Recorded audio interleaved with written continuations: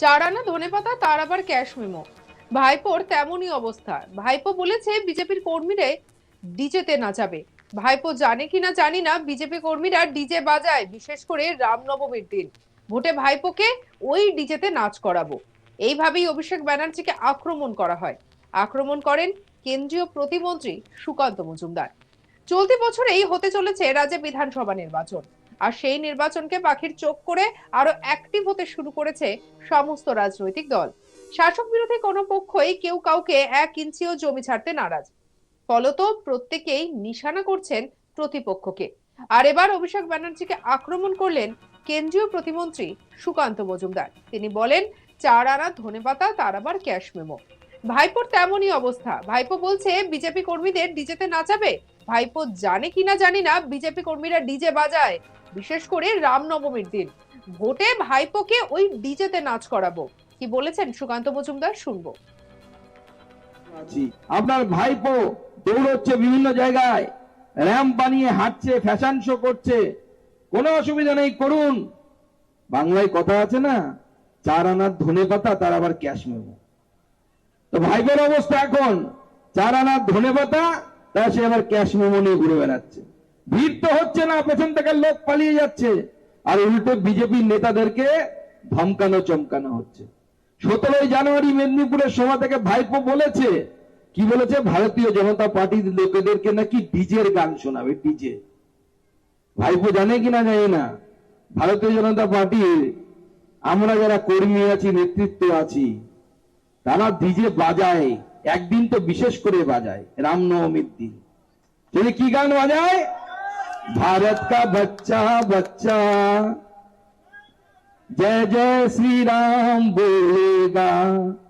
Vote আসুক, ভাইপোকে ওই DJ বাজাবো, আর ভাইপো সেই ডিজের সাথে নাচবে, নাচ করাবো, সেই ব্যবস্থা আমরা করব।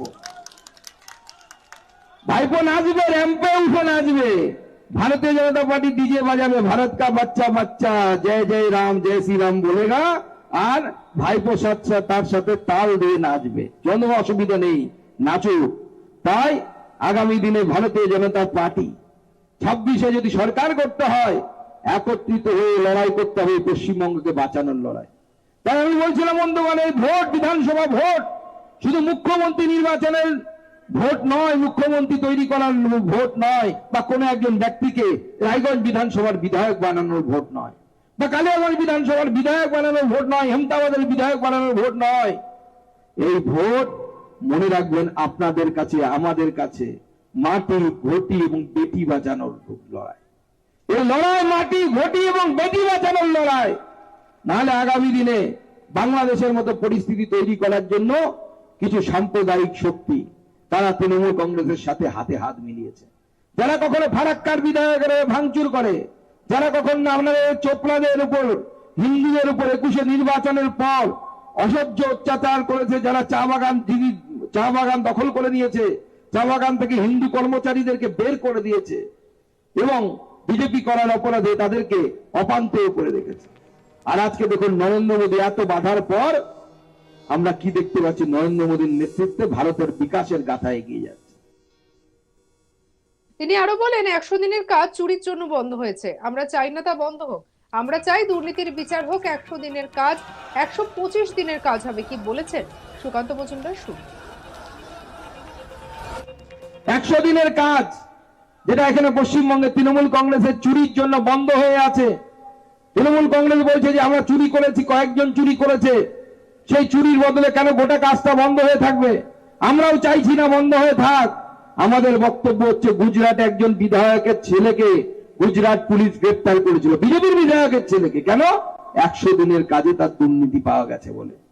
এটা যদি বিজেপি করতে পারে, তৃণমূল কেন করতে পারবে না? যে বিডিও, যে গ্রাম পঞ্চায়েত দুর্নীতি করেছে, তাদের বিরুদ্ধে এফআইআর কেন হবে না? তাদের বিরুদ্ধে দুর্নীতির বিচার কেন হবে না? দুর্নীতির বিচার করুন। ভারতীয় জনতা পার্টি 100 দিনের কাজকে 125 দিনের কাজ করে পশ্চিমবঙ্গের মানুষের কাছে আনবে, যেটা আমাদের জি রামজি বিলের মাধ্যমে মাননীয় প্রধানমন্ত্রী এনেছে। 125 দিনের কাজ হয়ে গেছে, বাংলার মানুষ বঞ্চিত হচ্ছে। কেন? মমতা বন্দ্যোপাধ্যায় বলেছেন, মোদির কাছে আমি মাথা নোয়াবো না। আরে মোদির কাছে মাথা নোয়াবেন কিনা আপনি ঠিক করুন। ভারতবর্ষের মানুষ নয়, গোটা পৃথিবীর নেতৃত্ব জানে। এই পৃথিবীকে নেতৃত্ব দেওয়ার মতো নেতা যদি কেউ থাকে তার নাম হচ্ছে নরেন্দ্র মোদী। আমরা নরেন্দ্র মোদীর ভক্ত। আমাদেরকে তৃণমূল কংগ্রেস বলে এরা দিল্লির দালাল। বলে আমরা দিল্লির দালাল না দাদা, আমরা গর্ব করে বলি আমরা 56 ইঞ্চি নরেন্দ্র মোদীর ভক্ত এবং আমাদেরকে হারানো কিন্তু শক্ত।